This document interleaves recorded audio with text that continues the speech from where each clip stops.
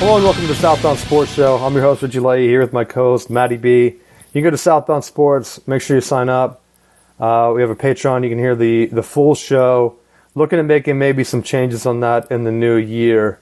Trying to get some more stuff on YouTube with some potential sponsorships that are coming through. So we appreciate the support. That kind of stuff helps us get more downloads, better equipment, things like that to help you bring a better show. Now, I am traveling this week, so the equipment might not be as clean sounding as what it typically is, but we're going to go ahead and get rolling here. We talked a little bit in the pre-show about some of the college bowl stuff, which I'm going to circle around with, but I wanted to start with the NFL. Fantasy football is wrapping up, and it seems like there's still controversy from like officiating. And I think it might just be spotlighted a little bit more because of like the Christmas Day games where you only have one game. To me, that's kind of boring, like especially if it's a blowout, like the Ravens-Niners. Like that was supposed to be their big game, and Purdy throws like 5 picks or whatever, 5, maybe 6 interceptions. I don't remember what it was, but I'm like, this isn't fun to watch. The one that gets me though is like the Chiefs are clearly melting down. Mahomes throws a clear interception. Hands are underneath the ball. They're like, no, freeze frame it. They touch the ground right there a little bit. That's going to be an incompletion. And I'm like, they only are calling that because they wanted Mahomes to win the game or keep it close. I've noticed that the past 2 weeks, I've seen a lot of people complaining about it that are like not like impartial. And it's like, it's driving me nuts because there was one series where I'm watching, and it's like, oh, it's going to be 4th down. Nope, phantom penalty.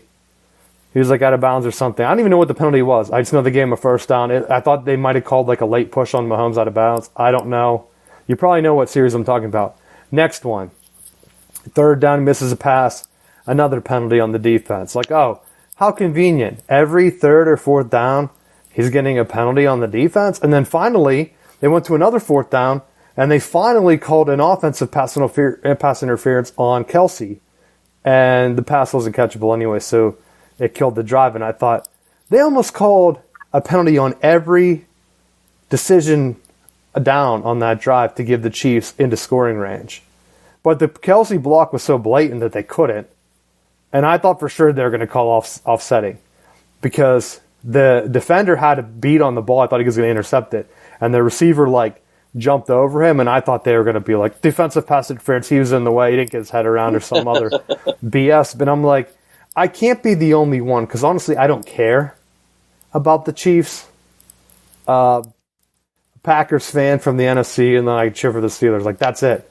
Don't really care about the Chiefs. They have no impact on any other teams that I cheer for. For fantasy, I think I had the Raiders' Devontae Adams, and I did get White, the backup, which thanks ESPN for not helping me at all. Because Josh Jacobs, he was worth 15 points, they kept telling me. And Zamir White, I think is what his name was, they kept saying he was projected to get 0.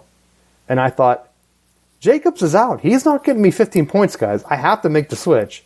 I just hope that he's the backup. So, like, in the middle of the game, it's like, I'm winning. I get the text from the guy's like, hey, I saw your projected score dropped. What happened? I'm like, I switched to the backup because I think Jacobs is out. I hope to God that he's out. And I didn't just get eliminated from the playoffs. And I'm like, come on, Chiefs. Do anything. Score the ball. Because if the Chiefs would have scored, the Raiders would have had to pass it. It would have benefited me 100%. So I'm not sitting here complaining that I didn't want the Chiefs to win. I needed them to score. The Raiders didn't have to pass at all. I think what they say, he passed for 62 yards in the first quarter and didn't complete another pass the rest of the game. Devontae Adams had 1 point in the first quarter. That was it. Now, White broke through and got like 15. And I've been running with both Raiders guys to kind of hedge my bets. Because typically they either have a good passing game or they have a good running game. That's it. Like crazy, right? So I'm like, I want the Chiefs to score. So do you think that the Raiders are going to hire Antonio Pierce, or do you think they'll be like, Where's Urban Meyer at? Well, see, I thought I sent you the thing about people were like, Urban Meyer's being linked to the Raiders, and I'm like, this happened last year. Wasn't it exactly the same thing last year?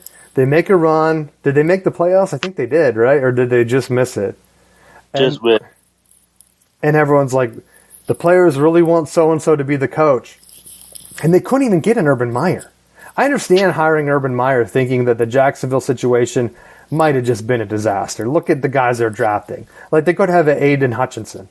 Aiden Hutchinson leads the Lions to, like, the first division title since 1993. Instead, they picked that other guy who I looked at the stats. He looks like he's having good stats, but he hasn't had as impact as Hutchinson has had, which everyone told them, like, you can't have a guy that crushes the combine and be like, we're going to pick this other guy and not hear about it. Like, I don't understand. Like, Hutchinson is killing it for the Lions. So having someone that has that much of an impact and turns the franchise around, like, maybe Urban Meyer just picked a disaster franchise because he wanted to be back in Florida. I don't know. But the Raiders getting McDaniel last year, everyone knew that was a bad hire. No one in their right mind is like, yep. I said the same thing about the Panthers. The guy that sucked with the Colts, that's who you hire to coach Bryce Young? What are you thinking? Then the owner's like getting all upset. It's like, you're the idiot that made that decision. No one's sitting at home. You have a new quarterback come in. Hire Eric Bieniemy. Hire someone that's like known for offense. Don't hire some loser, right? McDaniel's a clear loser. It's already proven that this Patriots coaches suck. They're all getting fired. No Patriots coach has ever been successful, really. The people still are in denial for whatever reason. They don't realize that Tom Brady just was the greatest quarterback of all time. I hear Tony Romo, he's like, oh yeah, I got my greatest quarterbacks list of like Peyton Manning, Dan Marino, John Elway. I'm like, buddy, you didn't mention Tom Brady. It's like he has an issue.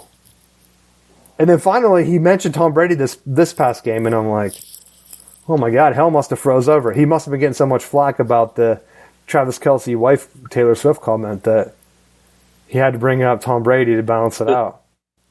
And he didn't even say anything. He said only Tom Brady would have made that throw. So, like, he didn't even give him credit for, like, being a great quarterback. It was just like, that's a stupid throw. Tom Brady could have made that. So, I'm like, Raiders are going to do something dumb. They had the same situation as last year. They could just roll with it, keep things going, but you have to get rid of Garoppolo, right? You can't have a quarterback looking over their shoulder. And I said the same thing because, like, other dumb decisions, like the Packers, they have who's the guy that went out? Crap, I knew the name. I'm going to forget it. So they had a guy come back from injury, decide that he wanted to be a captain because he's from Charlotte, right? Goes out there. The coach doesn't even know about it. He says that he wants to play defense first, so he doesn't even defer the kickoff. Almost messes up the call. They asked coach after, like, why he was out there. He's like, oh, I didn't know he was from Charlotte or something. Like, that's not a coach answer. That's like a Brandon Staley, like, we're going to get our asses kicked. And I look at the standings, and the Packers could have easily been in the playoffs if they didn't lose to the loser Giants, or what was the other team they lost to? Some other loser squad. They barely beat the Panthers this past week, and they almost blundered it away by kicking off both halves because coach didn't know what was going on. And I'm like, these are the guys you're sticking with instead of getting, like, Eric Bieniemy a shot? I just don't get it. The Chiefs are clear losers without him as an offensive coordinator. Where did he end up going? The Washington, though? Yeah. But not his fault. Like, he picked a bad thing, but he almost had to take that. So now he's off the list, right? So the Raiders have to go with Pierce. That's who it is, right? I mean, here's the thing. They're playing great right now. They're playing absolutely out of their gourd. To not hire him is taking steps back because maybe he looks at making changes on the offensive side in the offseason, but I think at this point he's at least earned the right to take the lead because he's handling it as well as he is in the interim. And that's where I don't want to hound on my fantasy team because I know the guy that I'm playing listens to the show, and I have to make some roster moves because my kicker blew his hamstring out like immediately into the game. And so I had him, and the Colts defense got destroyed by the Falcons, and the Falcons have been sucking. So I don't know what happened there, but I almost blew it if it wasn't for Amari Cooper. But I watched and I was so pissed. I was like, oh, of course. Now you're gonna get points this week, Bijan, you asshole. After getting 0 last week. I text you. I'm like, it's a good trade-off because I didn't need the defense this week, but I'd rather have him blow it last week. But the Falcons, like, what are you doing? And it's clear coaching to have like games like that go through. But the Raiders, their coaching has been consistent enough where I don't care one way or another. Like, it's not like you don't know. Are they going to have a good running game plan? Don't know. Are they going to have a good passing game plan? Don't know. But he's obviously mixing it up enough where I'm like afraid to make a move fantasy wise. Like, I have to play their running back and their receiver because one of them is going to put up points, at least enough to be consistent. Now, if they could be shut out, I mean, it's scary because they're playing a rookie quarterback. And it's like, they get so close to the playoffs, and they destroyed whatever that one team was. So they're like a team that's like, I should have picked their defense up. If I would have played their defense the last 2 weeks, man, they lit it up. I never would have played them against Kansas City, though. But they had Mahomes, because I think they played Kansas City like 3 weeks ago, and they had negative points. And next thing you know, when the fantasy playoffs are on, scored 2 touchdowns on them. Like, and I told you, it wasn't even like I was nervous because I wanted the Chiefs to get some pressure on the Raiders so they at least passed a little bit. But I think what I end up between the two guys, like 18 points or something like that, all because the running back broke that one long run. If he would have been able to get in the end zone, then it would have been like a great performance. But against the Chiefs, that's kind of what I expected going in. I just expected it to be more Devontae Adams because they're passing the ball to catch up. But great game plan. Just keep running the ball. I said that when Michigan played Penn State. Great game plan. Everyone kept knocking it, saying like, well, they need to pass the ball. That would never happen in the NFL. Wrong.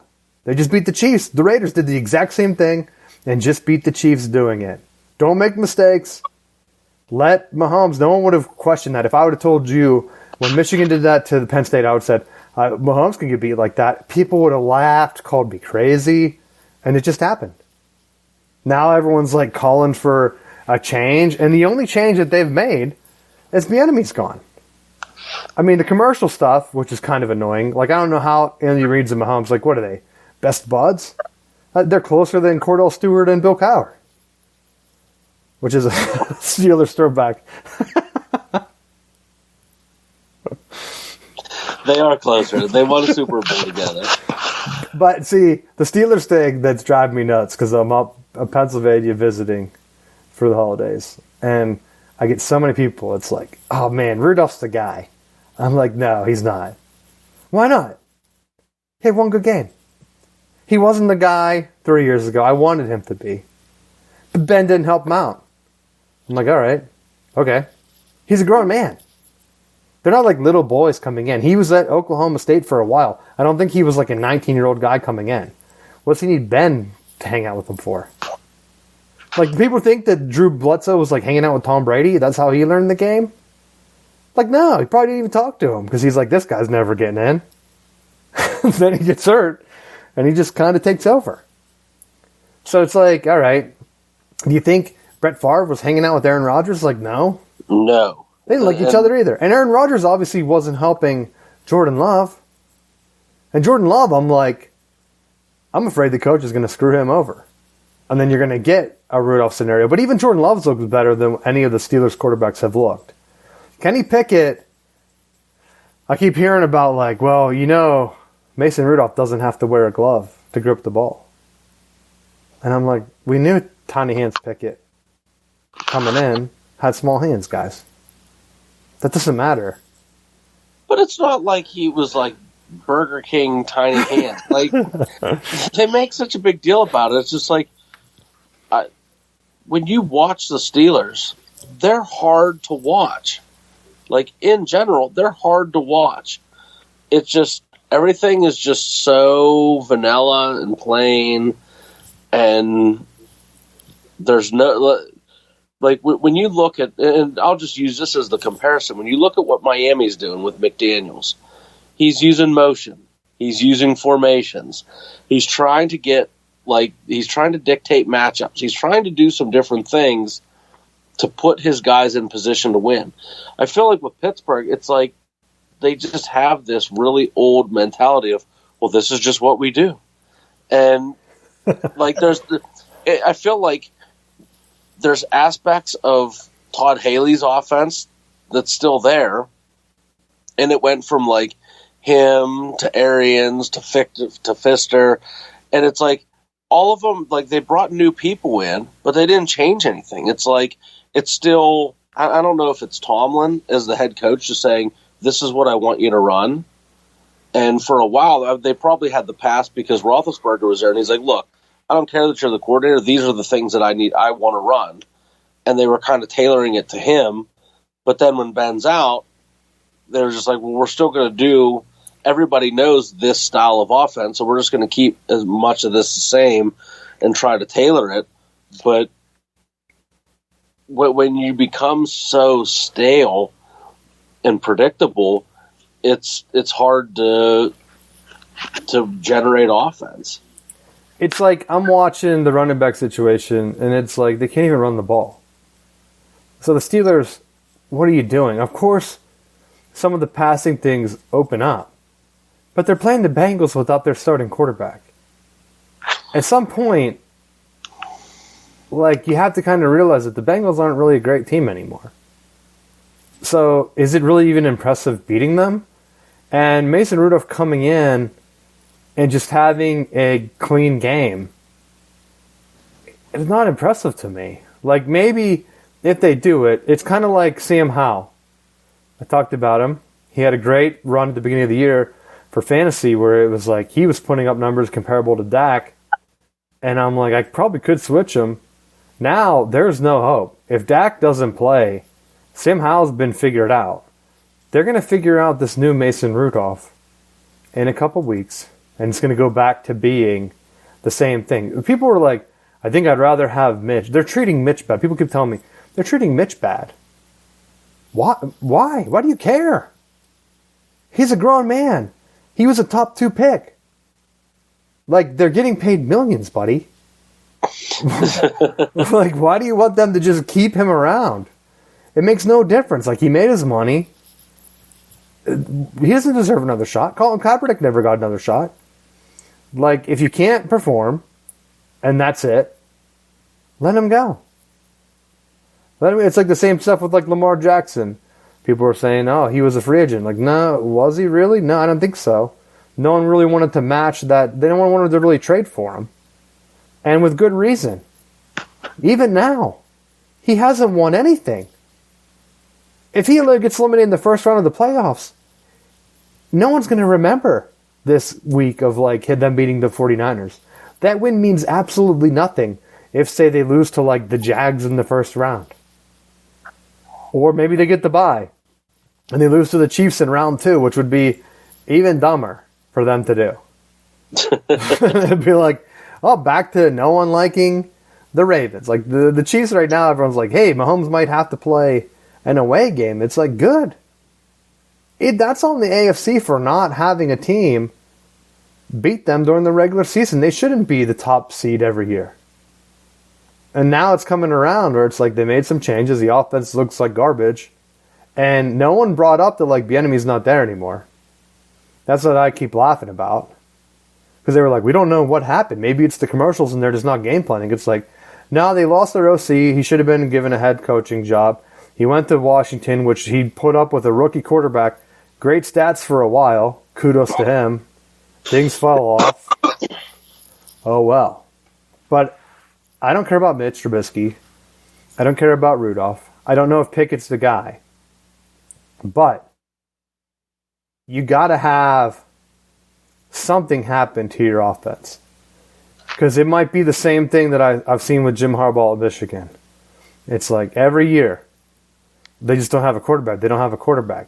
Now they have JJ, And Michigan's still not giving him stats. And it's all coaching. I've been saying it for years. Like, it's a coaching. The Steelers' coach offense stinks. It doesn't matter who's there. Even when Ben was there, they couldn't move the ball when it mattered. Sure, they could put up some points against the Cupcakes. But now, right, the downside right now for the Steelers is the Bengals with Burrow are good. Even without him, that's kind of hit or miss. The Browns with Flacco look like they're running a better offense. Maybe Flacco's not as bad. Maybe they should have got Flacco to replace Ben. I hope he fires it up again. Amari Cooper can have another couple touchdown game and 200-something yards. It'd be awesome for me. They couldn't cover him. It was insane. Houston. I was like, what are they doing? Then they had going for 2 every time because the kicker blew his leg out on the kickoff return. It's like almost like a joke. They don't even have any backup at all. They're like, nah. And then speaking of backups, the Jets, they're fighting about Aaron Rodgers taking up a practice spot. Why? That just shows how big a disaster their franchise is. Why do you need Aaron Rodgers practicing with your team? Give me one good reason why Aaron Rodgers should be practicing right now. There is none. To get ready for next year? He's like 80 years old. What does he need to practice for? Tom Brady didn't even practice coming in. Remember he was going through like his divorce proceedings or whatever? It didn't stop him. Right? Am I right? You're not wrong. So, like, what is the difference, Jets? You're eliminated from the playoffs. Maybe you're going to get Aaron Rodgers some more practice time. But at this point, it's like, how about you just work on having your other quarterback, like Zach Wilson, get more reps? Or whatever quarterback you want as the backup? Because there's a good chance Aaron Rodgers doesn't make it through the season again next year. Unless you're planning on drafting a new quarterback. I don't know what your plan is. And why you would need Aaron Rodgers practicing with your team. Because he can't play. You have 2 more weeks, get your practices in, and then worry about it. They're talking about like him losing some other guy's job. It's like, all right, well, then that guy should have practiced harder or something or been better. You're worried about him not getting paid. Like, that's the kind of articles that like drive me just insane because like people are just you're a working adult watching football for like entertainment. Do you really need to care about some guy losing his job? If someone I work with lost his job, would people on ESPN be writing an article about it? No. It wouldn't even be in the news. But because Aaron Rodgers took his job, and it's not Aaron Rodgers' decision, they literally, the Jets franchise want him practicing for what reason? I don't know. I don't know why they want him there, but that's why it's driving me nuts. Because that's the kind of crap that I have to hear on my holiday. That's my NFL stuff. I don't like the longer season. I kind of liked whenever we could wrap up fantasy right now. Because then it's like Christmas holiday. You might be able to like see the champ or whatever, talk some trash. Now it's like, got 1 more week. 1 more week. You made it through. Got all your wins in. Now you have to win yet another week. And with teams being eliminated, even with a longer list of playoff teams, it's like, if you have any guys that you're relying on that are like Patriots or Jets or Titans, Chargers that are eliminated, like I have with Eckler, Giants were eliminated, Commanders, who else? Panthers and the Cardinals. You don't know what you're getting. I have the Irish guy from the Cardinals as my backup tight end, McBride. It's like, all right, what's he going to do? Play? Maybe. Eckler has to play because he's playing for a contract right now, and he's been playing like shit. So, it's like, who's going to offer him after the year he had where Staley was saying that they were going to bench him? There's no one in their right mind to be like, yeah, he's worth it. Breece Hall, he was doing good for me. They're eliminated. I don't know what I'm going to do there. So I have a lot of guys right now that are kind of on the list of, will they play? Will they shut it down? I don't know. Like the Niners right now, they clinched. They're close to the 1 seed. I'm going to be playing McCaffrey. It's like, what are you going to do with McCaffrey? Are you going to risk him getting hurt? He's been miraculously not injured since he went to the 49ers, really. But are they playing for the 1 seed enough that it's really going to matter? I don't even know who they're playing this week. But it's to me, it's like, oh, they're playing the Commanders, so they could probably rest them, right? That's a dangerous line that you're on right now, where it's like, all right, do you really rely on him against the Commanders team? Did I even mention them as being eliminated? Oh yeah, they are. They're 4-11. So another crazy week. Dallas kind of has to win. They could be the East champ. So I hope Dak has a big game. They've been on the road, and they've been garbage on the road. So to finally get back home for the championship game has me feeling a little bit better about them. Because they play the Lions. Now it is at home, and the Lions' defense has been pretty good. But it's almost must-win for both of them. I think that should be a good game. I don't know what else I'm looking forward to. Steelers have to win out pretty much, right? Because I think of the logjam with the AFC. So they got to beat. I think it's funny that at this point, part of the conversation is now also with, is Kansas City going to be the division champ? Because if the Raiders win out and Kansas City loses, they could potentially be on the outside looking in. Well, yeah, that's why it's going to be funny. Because with them going down and the logjam that's in the AFC right now, it's like any number of these teams could be out. Because you have 3 8-7 teams right now in the AFC South that are only a game behind the Chiefs. You have how many of these? 1, 2, 3, 4? 4 of them that are tied that are fighting for 2 playoff spots right now. So if... And Buffalo's starting to finally find a groove as well, that I think they may find their way into the playoffs, and that's a dangerous team. Well, see, the only downside is the Chiefs play the Bengals, who need to win. That's basically a playoff elimination game for them, I would think. And then they play the Chargers, though. And the Chargers are a disaster. So there's no way they should lose to the Chargers. But maybe the Chargers are pumped up as a way to kind of like, hey, we can beat you. We can get you eliminated from like the playoffs. But then you also need the Raiders or the Broncos potentially to win out. And I don't know how the tiebreakers work with both of them. But they play each other last week. So one of them would have to win. And looking at the percentage, inside the division is what we need to do. They're 3-2. They're all 3. Oh no, Denver's 2-2 right now, so they probably play 2 games right now. But should be fun. Should be funny. I think if it comes down to the conference tiebreaker, though, they would get it. So they definitely need the Chargers to beat them. If the Raiders went out, they would have the tiebreaker, I think. So it comes down to that game. I doubt it happens. I don't know what the Colts do, though. Because they're there. The Jaguars are limping in. That's why the 1 seed might be more important this year. Because I think anyone, like you said, Buffalo's getting hot. Could anyone beat each other that opening round? Like, yeah. You're almost better off being the 5, like the Browns right now, if they can hang on and play Jacksonville, because Jacksonville sucks. If we're being honest. Get them in there. Joe Flacco machine coming back. The winner of that, potentially, if the upper seeds win, like they would play the Ravens, right? Which would be hilarious if the Browns beat the Ravens with Joe Flacco after everyone's been talking up Lamar Jackson. That would make me laugh so hard. Not that I care about the AFC. Like I told you about the Packers, man.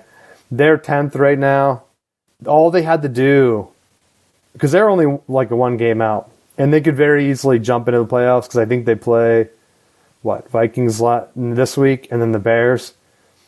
They lost to the Giants and the Bucs. Now, the Bucs I could see, but there's no way they should have lost to the Giants.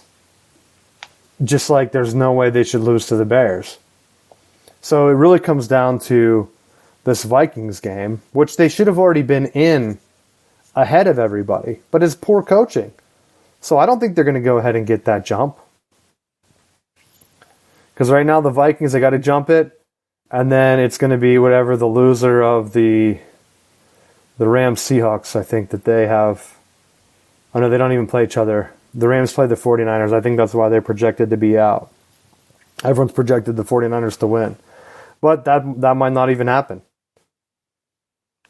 So in theory, the NFC West could just sneak in the rest of the playoff spots, and the Packers would have no chance to make that game up. Unless the Steelers beat the Seahawks, of course. That's not going to happen, though. Anything could happen with Mason Rudolph. Matt, they won 20-17. Everyone's talking like they won like 45 to like 10, like it was Steve Young beating the Chargers in that Super Bowl. I don't know what that when you're used to field goaling teams to death. I don't even know what the score of that Super Bowl was, but like that's the one where it's like Steve Young had 5 touchdown passes. That's how people are talking about Mason Rudolph.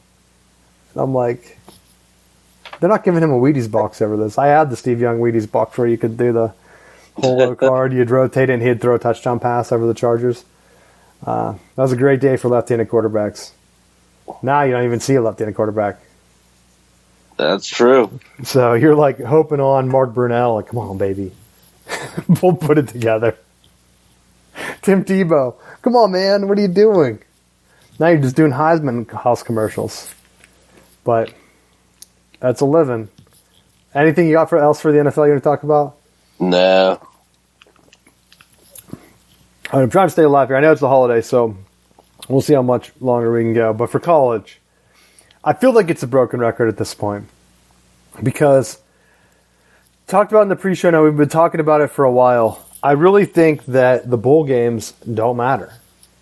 Florida State and the ACC have been just entertaining as hell if you're on social media or anywhere where everyone's just attacking Florida State. And it's almost like people forget now that Connor Stians is the greatest analyst of all time. I have to preach the good word over the holidays. People are like, hey, whatever happened with that Michigan thing? And I'm like, oh, they made us fire the greatest analyst of all time. And I was convincing people that Connor Stians should never have been fired and he was in the right the whole time. Because I laid out the evidence. Like, how crazy is this that a guy could wear a disguise and show up at Central Michigan and they wouldn't even know that he was there recording the game with Ray-Bans, right? That's too insane. So, like, everyone agreed that he just must be the greatest coach of all time, and it was just a witch hunt. So, I have to say that in terms of PR for Michigan, I put a good spin on things, I feel like. So if anyone from the Michigan side needs some talking points, let me know. I can get people on our side. No problem. Plus, it's easy because everyone's like, how did Alabama get in the playoffs? It's like, nobody knows. Right? Nobody knows. If they could win the whole thing, I mean, you could have an officiating job like the Chiefs where it's like an interception. Guy has his hands under the ball, and they're like, no, we can't give him that pick. Not our Mahomes. How is he going to be the greatest bundler of all time? That commercial where he has a shirt on. Did you see that one? The MVP? Because he can't really win the MVP. Yeah. So now he's the most valuable bundler. Tricking you into thinking that he is the MVP. Jesus. See, there you go. I know, I'm messing it up. But that's my college thing. It's like, you talked about it earlier. Hey, did you watch any college games? Like, no. They're all on ESPN. I've been telling family that, hey, don't pay for ESPN. Just get an antenna. If you only want, like, the Steelers games in your local, buy an antenna. All the Steelers games are on local TV for free. Unless they shove them on, like, a streaming Peacock, which I did hear some complaints about for the NFL game. But again, it's like, dude, I'm not going to pay for some random NFL game. I'll watch something else. Like, the NFL needs to get their shit together. Because you have Fox, you have CBS, you have Peacock, you have Prime. You have NFL watch Network. where you're going with this, Matt. No, I'm not going to watch where I'm going with it because you got like 700 different things if you want to watch a game that you got to try to figure out which route you're going to go to. Like, it's insane. I'm gonna text G5 Mike for you real quick and give him a heads up. You're talking trash on the Big Ten TV plan because they're following the NFL plan. Everything with all the streaming stuff just pisses me off. It's hard to follow enough as it is. You got to be a mapping wizard to figure it out. Matt, I've been this is the first year I'm finally talking to some buddies, and it's like finally getting it across that for the past 4 years, everyone's always like, "Oh, you don't pay for Netflix and Hulu and Paramount Plus and HBO." It's like, how much time do you have in the day to be watching 4 networks? Like, you should just pick one and rotate it. Like, they're not putting new shows out every second. But live sports is the only thing that's going to cause them to get you to keep paying. Netflix does nothing live, I don't think. So, like, people are like, yeah, I only watch Netflix. It's like, okay, then only pay for Netflix. Well, that makes sense, right? Yeah, I might watch one show on Paramount Plus, but you're paying for it the entire year then. Like, if you have kids, it might be different. You might need to get, like, the Disney bundle or whatever, because, like, you can get Disney Plus. But at some point, it's like telling the kids, it might just be cheaper, buddy, to buy you a $10 season of whatever, instead of paying $10 every month for you to watch the same 3 episodes of movies. Like, I think they're starting to wake up when they're realizing, like, how do you have time to watch all of these? Because it's like, even playing video games and stuff, it's like, oh yeah, I can't wait, I'm going to get NHL, I'm going to get hockey, I'm going to get FIFA. It's like, well, how are you playing all of these? Well, I only play for like a couple of days and then I just get a new game. It's like, why? Like, FIFA and hockey and Madden, they haven't changed in 10, 20 years. Why do you need the newest one if you only play for a little bit? Because you want the newest rosters? Like, why are you pretending to be Baker Mayfield for Tampa Bay? Like, just buy the jersey if you want to pretend to be him and go play in the backyard.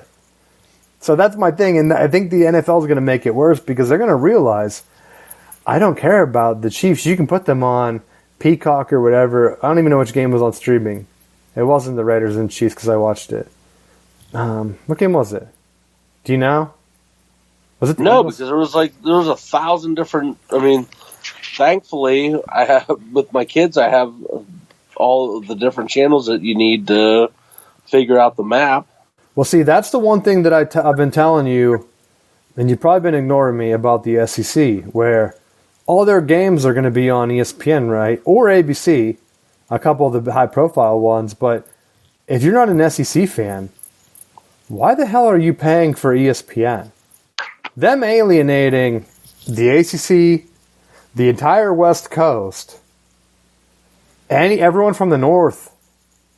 Like, why would anyone in Pennsylvania ever pay for ESPN going forward? Because you're not going to get any Big Ten. You're not really going to get any football unless it's Monday Night Football. If you're only paying for Monday Night Football, why? And if you get Sunday Ticket, though, do you still have to pay for Monday, like ESPN? I guess maybe it's part of the bundle. I don't know how it works now with YouTube getting it. Well, with Sunday Ticket, when I was living down south, I did have it because there were times where we wouldn't get the Steeler games. Yeah. And so you went to the DirecTV thing, and then if it was broadcasting locally, it would kick you to the regular channel. But if it wasn't broadcast nationally, then you had the DirecTV or whatever the Sunday Ticket package was, and were able to pick it up from there. See, the good thing with ESPN streaming stuff is, like, their Saturday game between the Lions and the Cowboys, they've started to put all their ESPN games on ABC because the ratings have been so bad with people cord cutting that they're adding ABC on for free to boost the numbers. I brought it up. I haven't seen other networks talk about it too much, or even like social media guys, but it's pretty clear the games that used to only be on ESPN, they're now on ABC, especially Monday night. They've done dual casts like 5 or 6 weeks this year, when last year I just didn't watch Monday Night Football. It only hurts whenever you're playing fantasy and you're like, I hope that guy I'm playing doesn't have like 5 catches tonight. But you can't watch a game, so it doesn't matter. You're not sitting there like, who was that? Was that number 5? Oh, good. It was 6. Thank God. Like, so why am I watching if it's not one of the teams I like? And then Prime Video's the Thursday. But, like, I feel like Prime's a little different because if you're getting Amazon Prime, just having Prime Video is like a bonus. I don't think you can really get Prime without Prime Video, right? It's more of like a subscription thing for shopping that I think a lot of people get. So it's kind of like a perk. Like, I can watch Thursday Night Game when I used to not be able to when it was on NFL Network. So to me, that's a bonus for me. I'd rather have it on Prime than have it on NFL Network because I've never owned NFL Network. So every time they put a game on there, that just annoys me more than the streaming stuff. Because I don't care. Like, if I really wanted to watch a game, I would throw $5 to like Peacock or whatever. Like, at least it's only $5 for a month. And I mean, this year Spectrum gave me NBC for the entire Big Ten football season. Why they did that, I don't know. Maybe to get the numbers up. But like I talked about it, like, hey, if you wait for it right before the Michigan ECU game, the start of the year, that takes you, that 90 days or whatever it was, takes you basically through the Big Ten football season. At least by the end of the year, you're not going to be watching Indiana play whatever on that, Minnesota or something stupid. You're not watching that game anyway. So you're not going to pay for Peacock past the Michigan and Ohio State and Penn State games. They're on there early in the year. They're not playing in November. So you only needed it for a little bit. For the NFL, it's like Jets and Browns, prime time. If you're paying for Prime just to watch the Jets and Browns, there has to be something wrong with you. Right? It's like every other game, though, this coming weekend is on major networks. The CBS usually gets the ABC, so it's not bad to follow. Does this show me the old networks? No. For Christmas, they didn't have it. They don't have it listed anymore. Oh, no, wait. Some of them they do. Oh, no, wait. It just went back to this week. Sorry, I was trying to see if they had where they were. But, of course, they took it down because they probably don't want to confuse people. But what about the last week? Do they have it? Because I'm more worried about the wild card. These are all to be determined. They don't have the networks. But I thought they said this year the wild card is going to be on Peacock. Yeah, it is. So you have a game on Peacock, NBC. That's Saturday game. Sunday should be the same, where it's between CBS and Fox. And then Monday night is going to be the ABC game. So that opening weekend, the first game, probably at like 1 on unless they put the night game on Peacock. That's going to be the game where I think NFL is going to either go forward. NBC either has to have numbers that say we want to go streaming, or they don't get the numbers and the NFL doesn't care because NBC's giving them a kickback on it or something, like extra money to put it on Peacock. But to me personally, I'm not paying for Peacock. Are you? I don't know. Steelers could be on that game, and I still wouldn't pay for it just for that game. If I can find a trial again, maybe I'll do that for the game. I love the same thing for like the Michigan game. It's like you can go somewhere and get ESPN and watch it like at a bar, or like last year I went to the alumni gathering thing. So I'll probably do like something like that again. I'm not going to pay for ESPN just to watch the playoff game. Not going to be worth it to me. I've never had ESPN all year. If it's not on ABC, that's the same with Bowl, and why I'm circling back to it. All the bowl games are on ESPN now. It's a big scam. I don't know how it's not a monopoly, right? The one TV network, that was the entire thing, I thought, back in the 80s, where they talked about like, oh, well, if all the games are on one network, remember they used to only let one team be on TV like 1 week a year? And so, like, that's how, like, oh, Ohio State, Michigan, like, that's how people got the tradition down. Because, like, that was the game they picked, right? But now it's like, oh, they pick which game they want to show each week, and it just happens to be the highest rated guys. That's why it's funny looking at the ACC, Florida State, like people arguing, because Florida State delivers ratings, And even whenever, some of them, are rivalry games, but at this point I have to kind of assume that Florida State is kind of like the Michigan of the ACC, where everybody is Michigan's rival, even though to me, I don't think that they are. So I could be out at Disney and some random Illinois fan starts yelling at me, and I'm like, wait, are you guys talking to me? Illinois fans? What's your record? I don't even know who your coach is. Is this still Brett Bielema? Bert, or is his name Bert Bielema? I was talking to someone that kept saying Bert Bielema. I was like, I think his name's Brett. And they're like, no, I think it's Bert. And I'm like, I'm thinking, I do a sports podcast. I hope to God his name is Brett. Otherwise, I'm going to sound like a real idiot here. I never looked it up, though. So I still don't know. I still think it's Brett. It's Brett. I hope I'm not wrong. But I forgot to bring that up a few weeks ago. It's like, those are the kind of people that are like into the Connor Stallions thing. And I just don't care. Like, the Florida State, like, I'm hearing a lot of like schools, like even SMU coming up firing now, saying, like, they have been spicy lately because they were named in it. Yeah, because they're trash. No offense.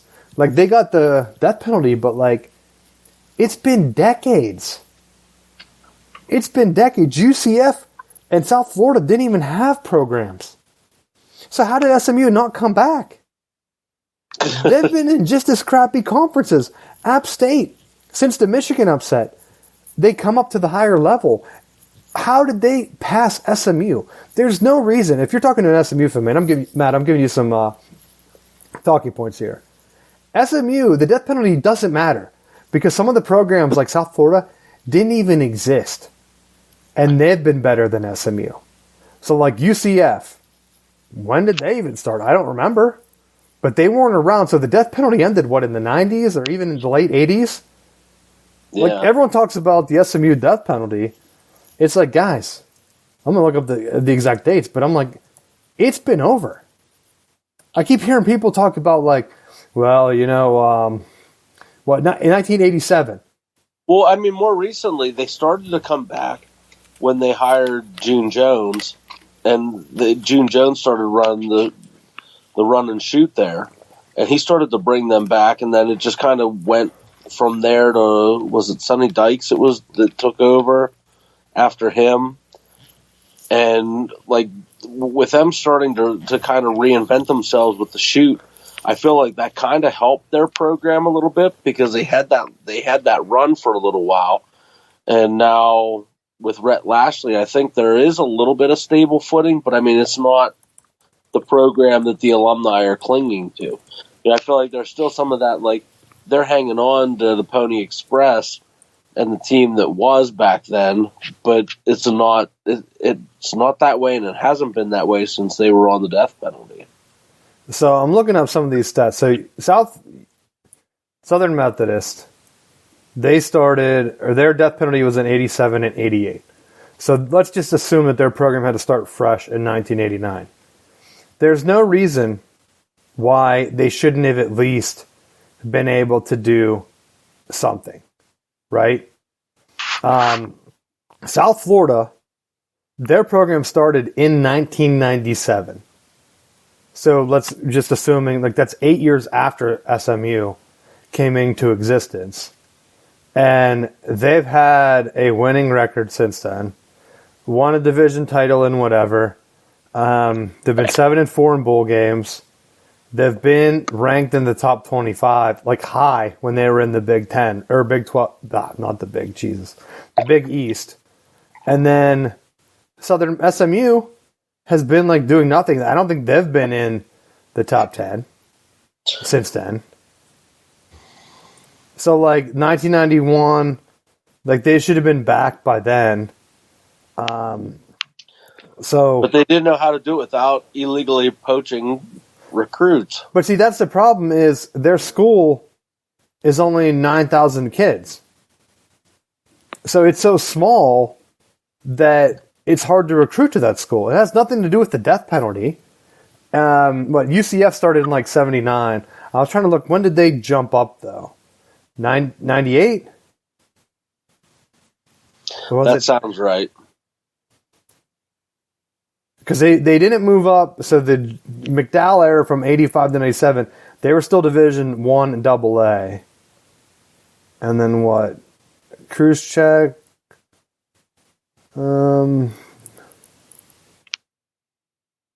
Close losses against Auburn and Georgia Tech. But then I don't know. I think that was like max. So that's around the same time, 98 to 2003. And then O'Leary was there in 2004 to 15. That's when they really started to bump up. But they were still in like Conference USA or whatever. I think App State's even worse because like they didn't start till that Michigan game was like what, 07? Yeah. So they were way, way back.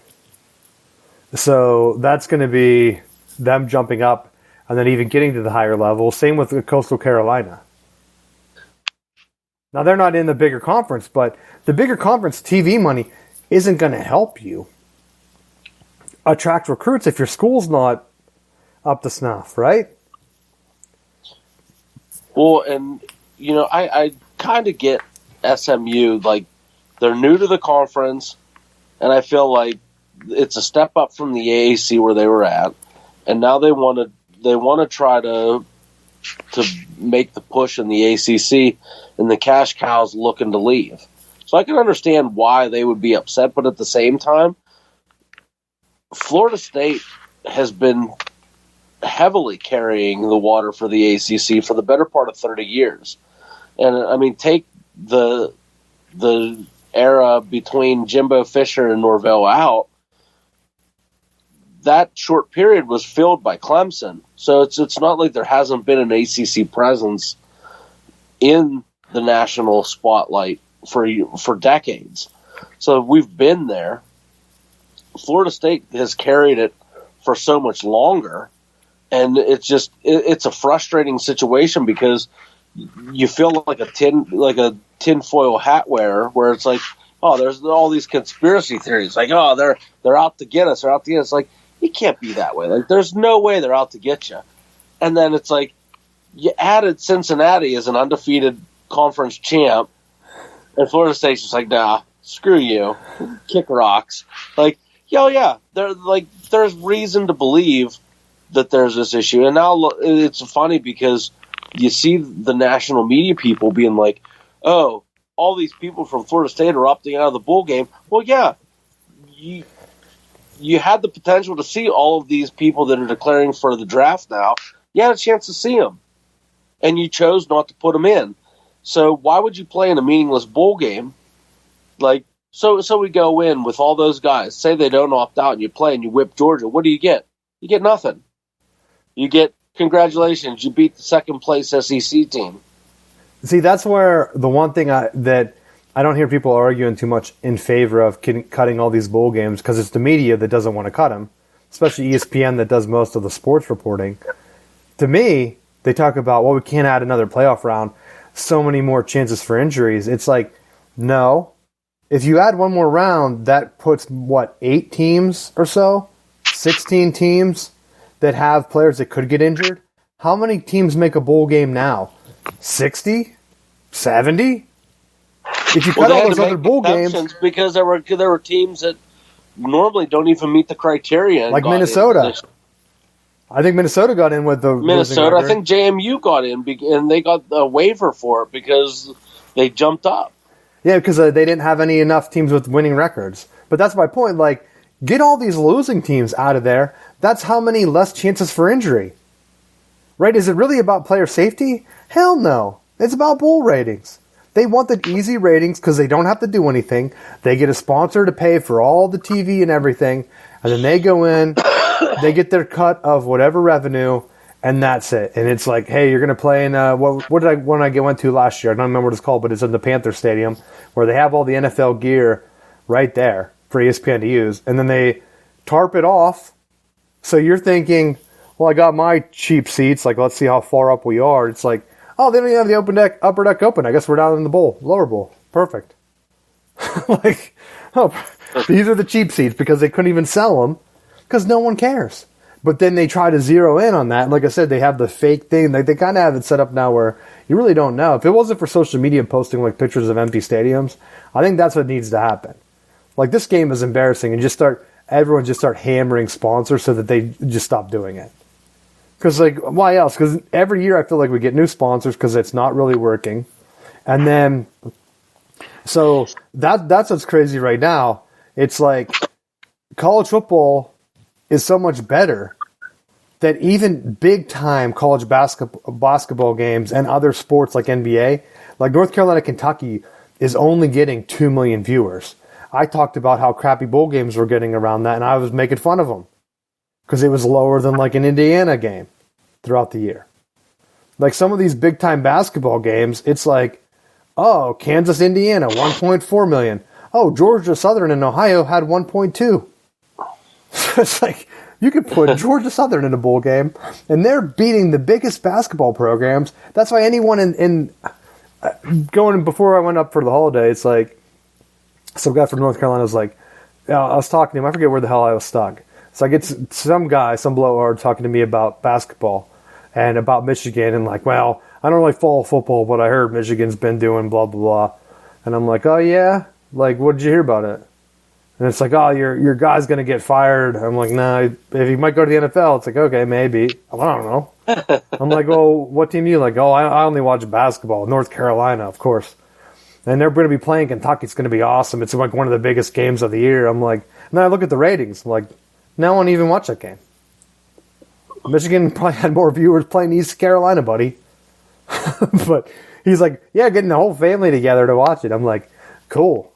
I don't know what to tell you. I'm not watching that game. I couldn't even tell you one guy on North Carolina's basketball team. And but he sure knew a hell of a lot about Michigan football. I'll give him that. I know nothing about North Carolina basketball. So that's like the difference. So that's why they don't want to get rid of these bowl games. Personally, I'd rather them have a bigger playoff and just do 24 then. And do all 10. If there's 10 conferences, heck, there might only be 8 conferences left. And then they could just do a 16-team playoff. 8 at large, 8 conference champs. Heck, make it 18 if they still think those lower 4 conferences, like I've been telling you, aren't worth it. And then have them do the auto bids where Michigan would be a 1 seed. They would get the winner of, what was it, Boise State and someone else this year. So it's like, all right, let them play the winner of Boise State Liberty or something. If they really think those conferences are lesser, just do a play-in. The precedent's already set. This is the issue that I have, is that who's determining these rankings? Because this is where all the issues are coming from, is that you have... We'll see. Like even if you take the top, and I'll say top 12 teams, when you're looking at it, it's like you have the Big Ten's going to have, 5 or 6.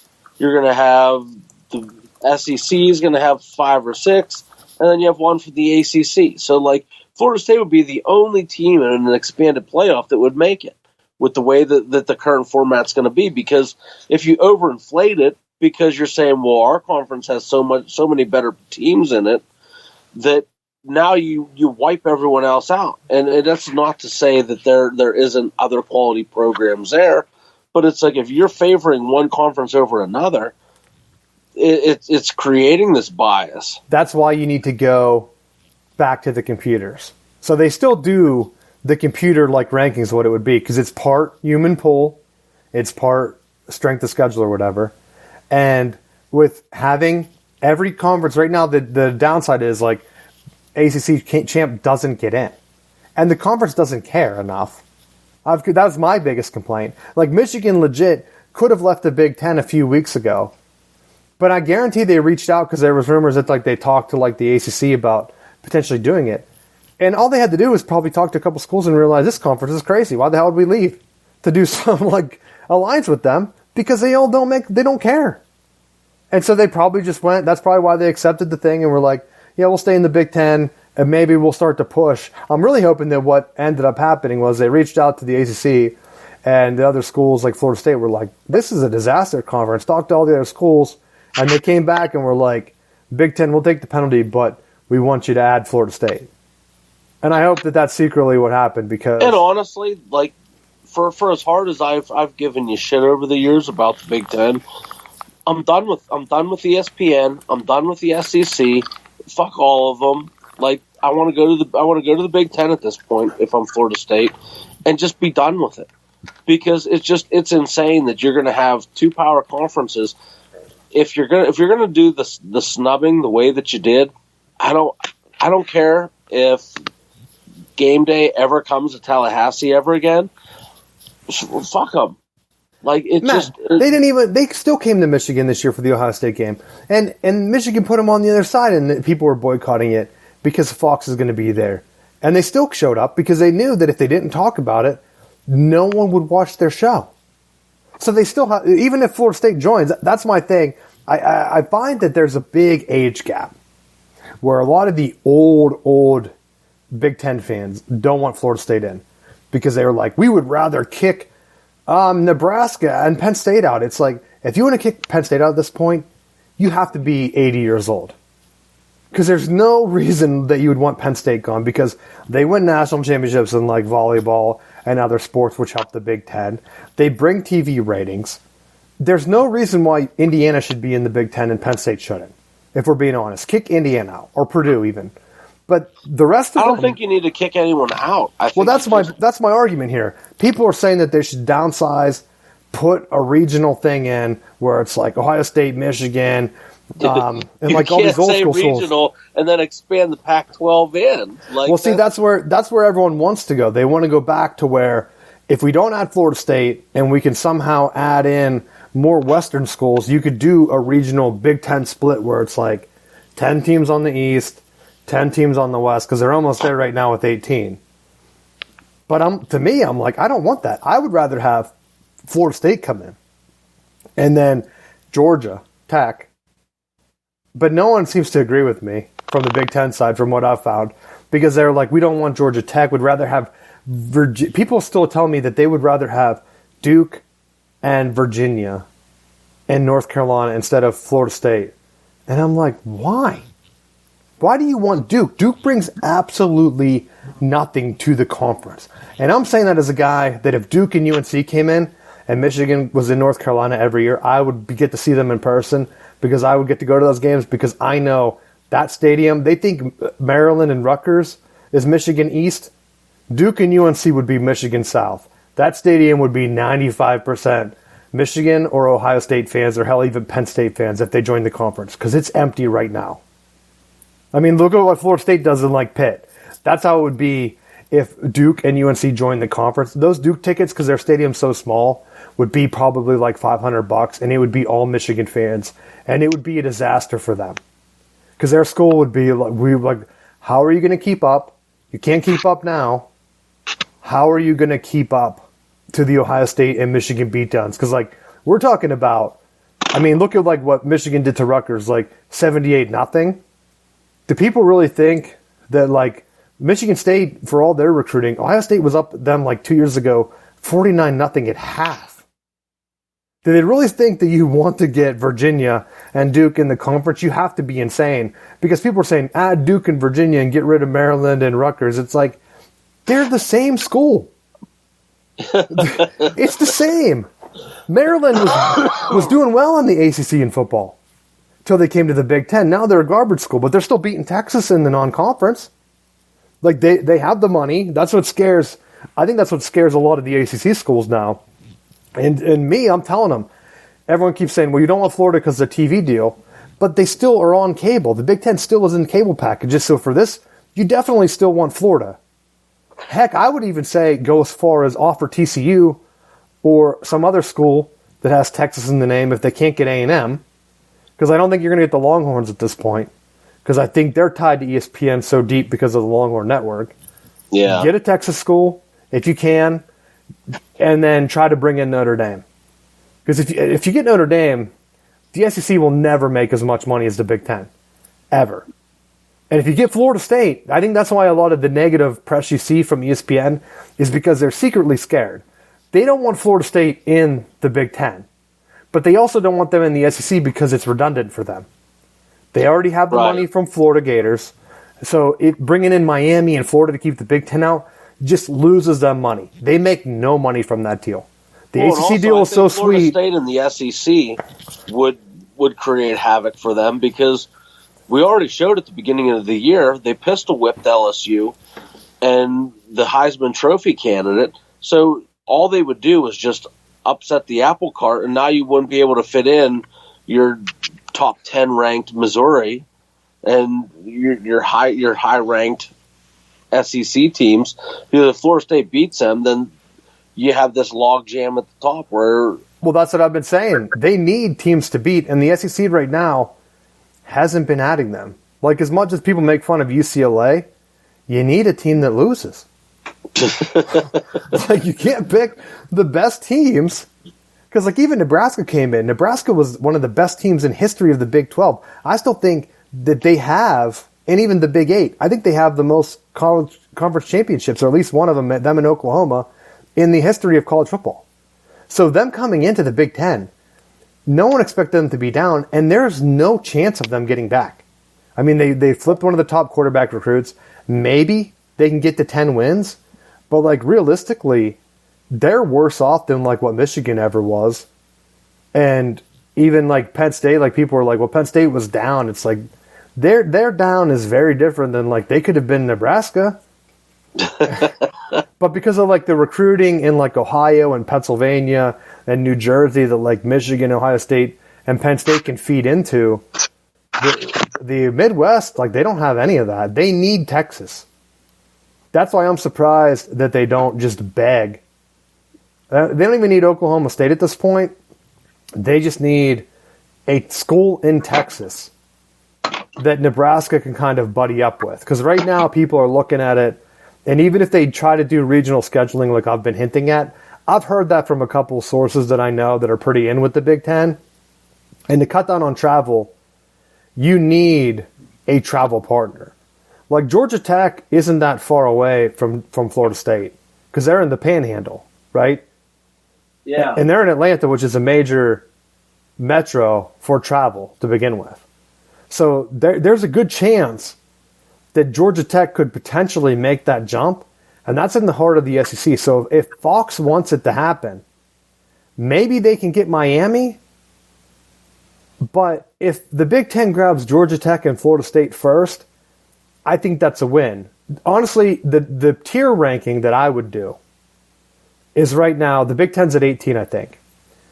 Eventually, the regional thing, scheduling that I'm talking about, is whenever they try to get to 24, is what I've been hearing from the TV networks.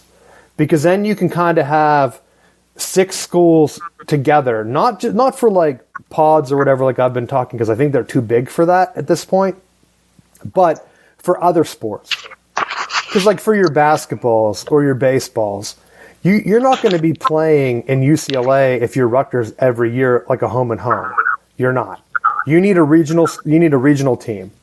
So, like, out west, they have, 4 right now? USC, UCLA, Washington, and Oregon. You could do 4 pods of like that where they do home and homes against them, and you're kind of up and down the coast. It's still a little too stretched out.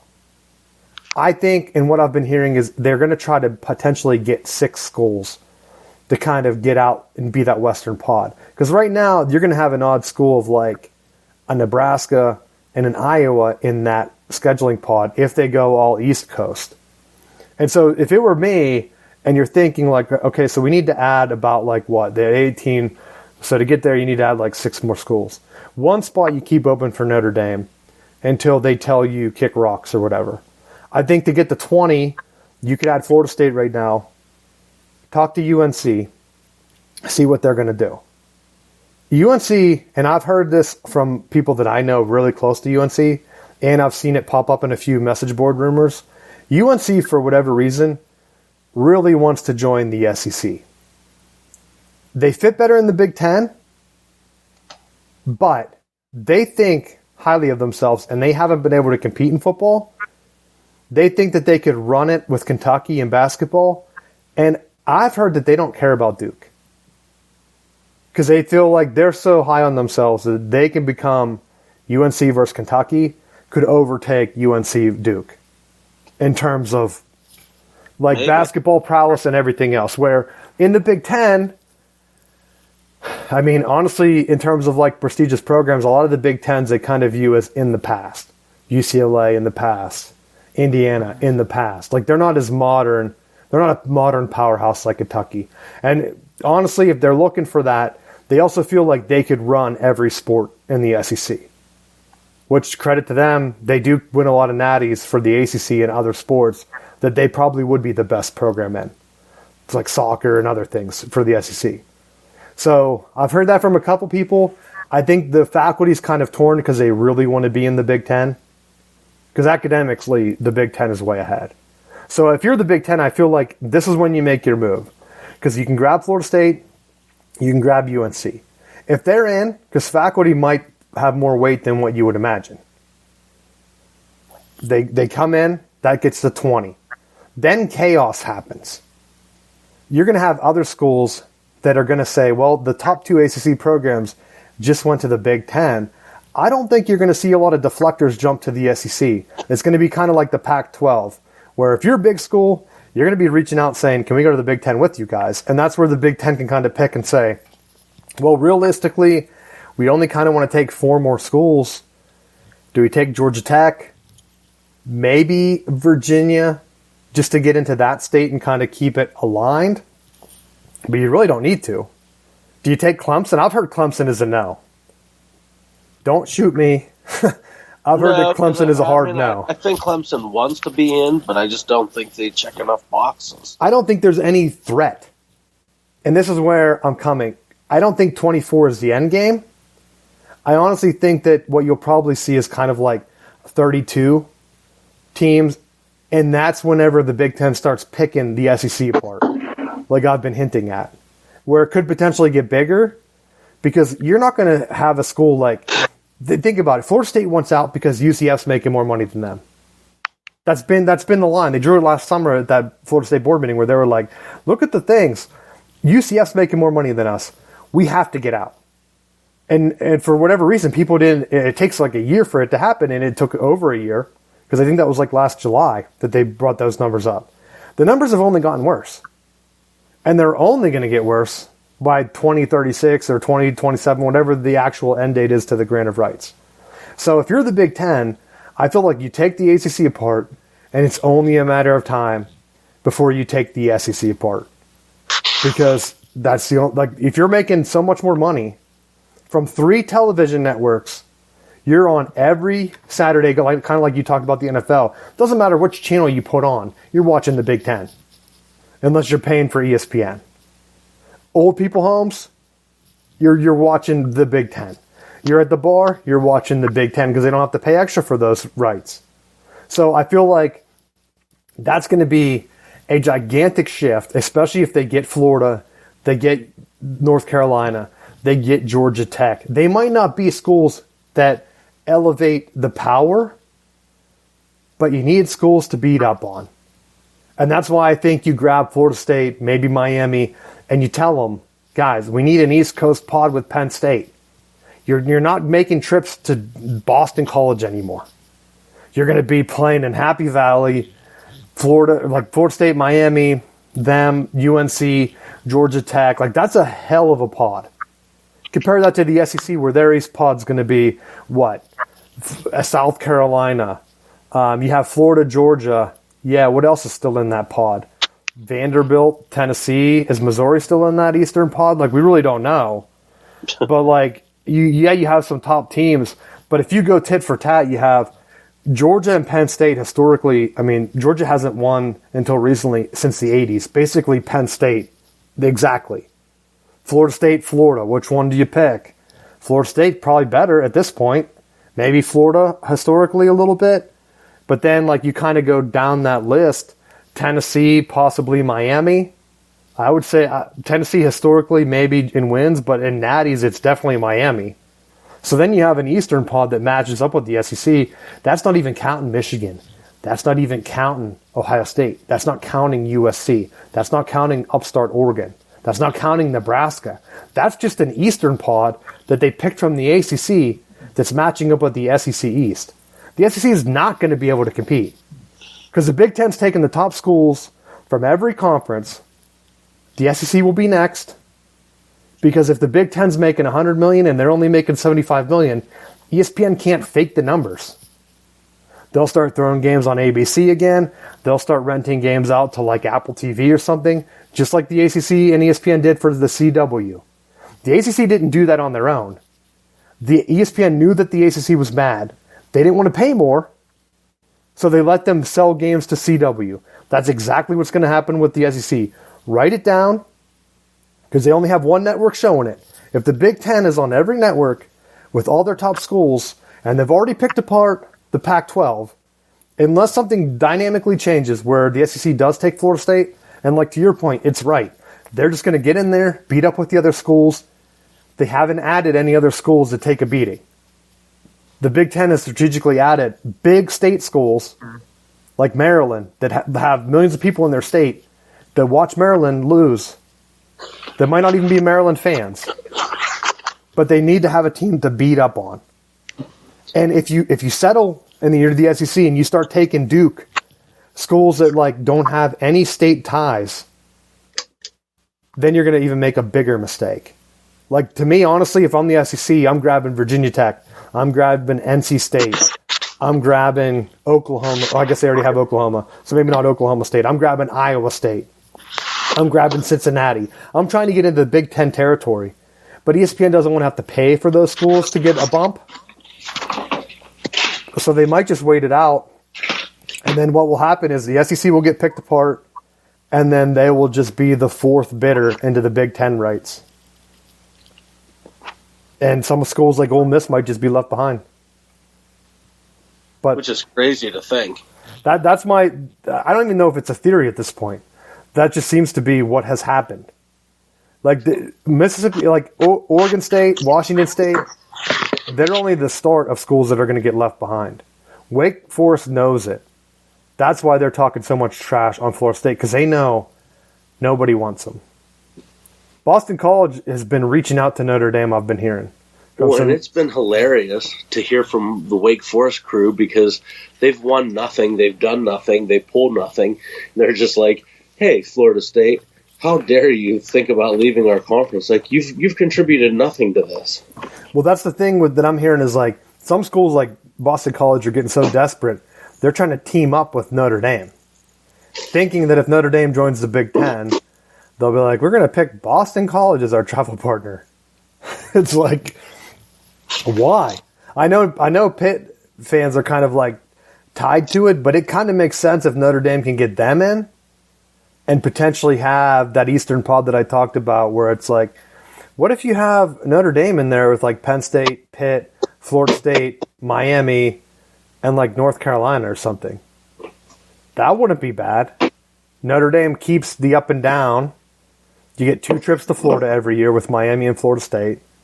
You keep North Carolina around. And even if North Carolina says no, it might even work out better because you could have Georgia Tech, Florida State, Miami, Pitt, Penn State, and Notre Dame.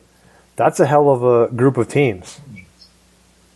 Then you have like the traditional Big Ten where it's like you put like Ohio State, Michigan State, Purdue, Indiana, and like whatever, Illinois or something, Rutgers, Maryland. And then you have the other Midwest schools that really don't have any upside. But you tell Nebraska, like, you're going to be in with Minnesota, Iowa, Wisconsin. Please start winning. And then you have whatever schools, like if they end up adding, because the Western ones I didn't finish, is they kind of have an option where they can add maybe a Utah, maybe in Arizona or Arizona State. You can pluck them back from like the Big 12 or whatever. Or you just get Stanford and Cal. If that's probably easier for travel because you're not getting into extra states. But then they're all kind of on the West Coast, and it's so much better for like sports like water polo and like tennis and things that you really don't have to travel much, that it works out. But that's my conspiracy. Like ESPN could be helping funnel Georgia to play Florida State, the hope that they kill them so they have a talking point. But I don't think they're conspiracies at this point. I think a lot of stuff's been happening behind the scenes where everyone's getting frustrated with the NCAA. They really can't stop college football. The only reason for the SEC to kind of fall behind is because now you're going to have 3 times the power of the networks behind the Big Ten. And ESPN's even rumored to cut the Big 12 TV network as a ploy to save ACC. I don't know if you heard this, but they're talking about potentially just having SEC and ACC as a focus for ESPN. And Fox could potentially just focus on the Big 10 with NBC and CBS and cut kind of the Big 12, where the Big 12's TV deal could fall off. And at that point, I feel bad for them because I don't know where they're going to go. There's nowhere for them to go. I think maybe that's the route they want them to take. I feel like they'll just kind of be the B schools where they're on Peacock or something. And all their games are there, and you get a good group of people that will watch because it's kind of like the state schools like Iowa State. You can watch Iowa on regular TV, but if you went to Iowa State, you have to pay for Peacock. And I feel like people would pay for that. And maybe it just becomes a mega conference itself where it picks up all the ACC scraps. And my fear, I've told you, is that we have two gigantic conferences called the Big 10 and the Big 12, which will make no sense. But that's all I have. You have anything else you want to add? I know we've been kind of going long. No, that's all I got. I'm fired up. I know Florida State's probably going to get killed. And I hope Michigan gets the job done and kind of shifts it. Because it would be nice if it would be nice if Florida State does something just doesn't play. I mean, remember Michigan State wasn't going to play Michigan because of player safety? All they have to say is, no one wants to play in these bowl games anymore. We've had too many opt-outs, player safety, we can't play.